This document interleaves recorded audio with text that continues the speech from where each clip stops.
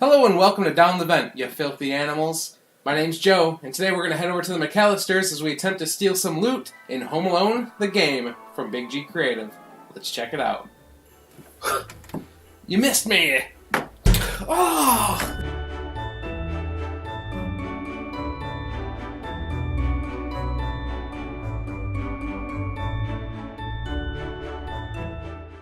Alright, so here I have the game set up for 2 players, because that's what I would recommend playing it at.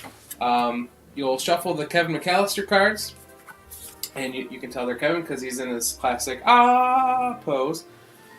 And it is like it's like a weird Christmas sweater type of art on all the back of the cards. You'll also shuffle the loot cards, put those on Kevin's board. The Kevin cards, put those on his board. The paint bucket die will go on his board. Then you'll shuffle the bandit cards, which you can tell are bandit cards because it's got them on the back there. And then you'll set out the 3 different locations. You have the front door, the downstairs window, and the upstairs window. So, like there's the upstairs window right there. And you'll notice that there's some icons. I'll get to what those mean here in just a minute. So, the game is played over 5 phases. The first phase is draw. So each player just draws until they have 6 cards in their hand. The important thing to note about this game is that these decks never get reshuffled. So if you run out of cards, you're out for the rest of the game. So your resources are limited. I thought I'd be fine, but I've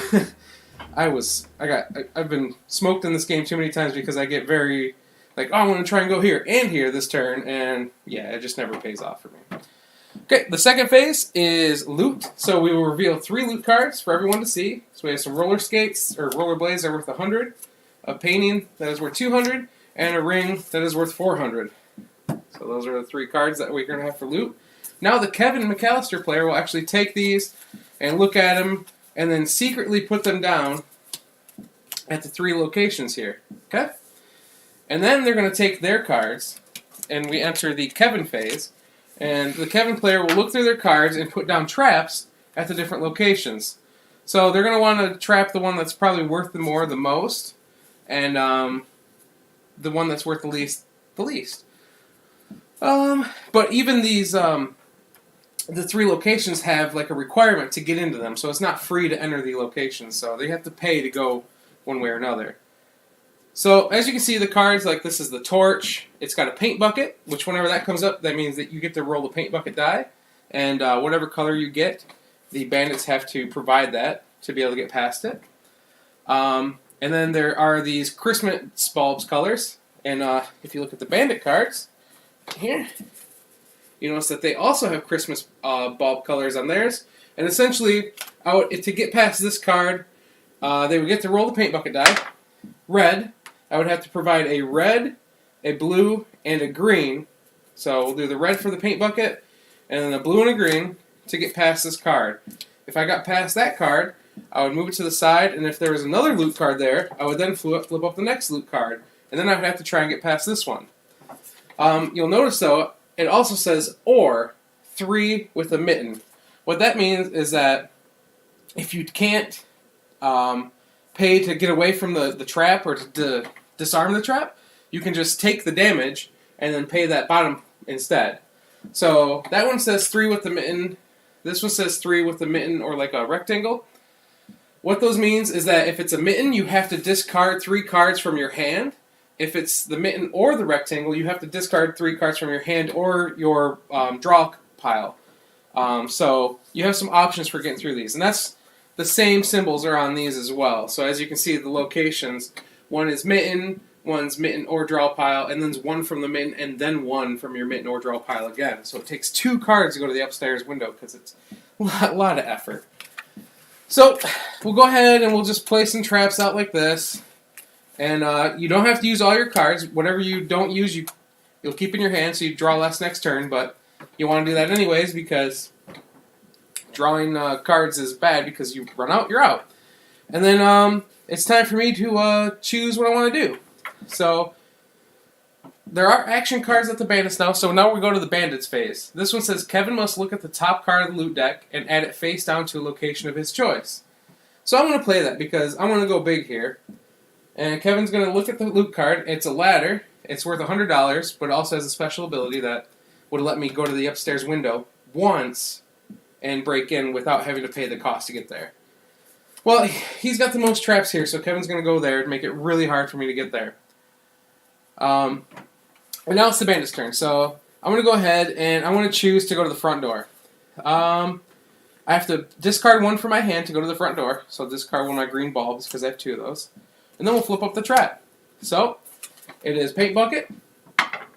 Oh, he rolled nothing, so I don't have to pay anything extra for the paint bucket. I just need a blue and a green. So I'll pay the blue and the green, and I get past the card. So this trap gets discarded, and then I would receive this loot card, which is a $200 painting. That's perfect, because the goal of the bandits is to get to $2,000 worth of loot cards. So I'm 10% of the way there already.